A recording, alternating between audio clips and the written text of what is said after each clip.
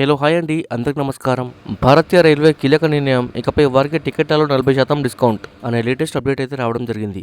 So దీనికి సంబంధించి పూర్తి వివరాలు ఈ వీడియోలో తెలుసుకుందాం. ముందుగా వీడియో చూసిన ప్రతి ఒక్కరు తప్పనిసరిగా వీడియోని లైక్ చేయండి.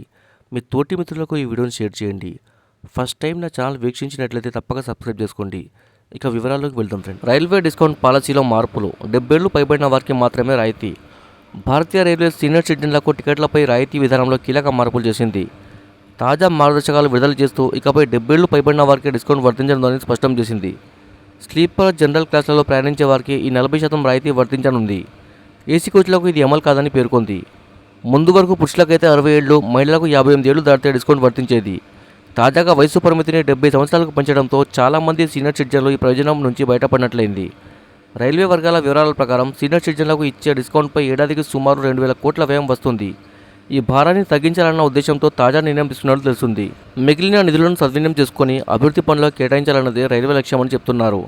ఇది ఇలా ఉంటే ఈ నిర్ణయంపై పలు సీనియర్ సిటిజన్ సంఘాలు, పౌర హక్కుల సంస్థలు గట్టి అభ్యంతరం వ్యక్తం చేశాయి. వృద్ధులు ఎదుర్కొంటున్న ఆర్థిక ఇబ్బందుల్లో టికెట్ డిస్కౌంట్ ఓ మేలు చేయగలిగే అంశమని, దాన్ని తగ్గించడం అన్యాయమని అభిప్రాయపడుతున్నాయి. ప్రభుత్వ నిర్ణయం వెనక్కి తీసుకోవాలని డిమాండ్ చేస్తున్నాయి. ప్రస్తుతం ఈ మార్గదర్శకాలు అమల్లో ఉండగా భవిష్యత్తులో ఈ విధానాన్ని పునఃసమీక్షించే అవకాశం ఉందని అధికారులు చెబుతున్నారు.